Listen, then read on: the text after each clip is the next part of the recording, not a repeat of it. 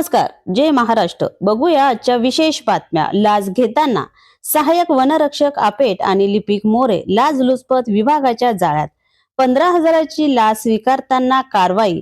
One विभागाशी संबंधित लाकूड व्यवसाय सुरळीत चालू ठेवण्यासाठी आणि कोणतीही कारवाई न करण्याच्या मोबदल्यात 30,000 रुपयाची वार्षिक लाच देण्याचे ठरले आणि त्यातील 15,000 रुपये लाच स्वीकारताना सहाय्यक वनरक्षक अश्विनी आपेट आणि वरिष्ठ लिपिक अमोल मोरे यांना वन विभागाच्या कार्यालयात सापळा रचून लाच लुचपत प्रतिबंधक विभागाने रंगेहात पकडून कारवाई केली।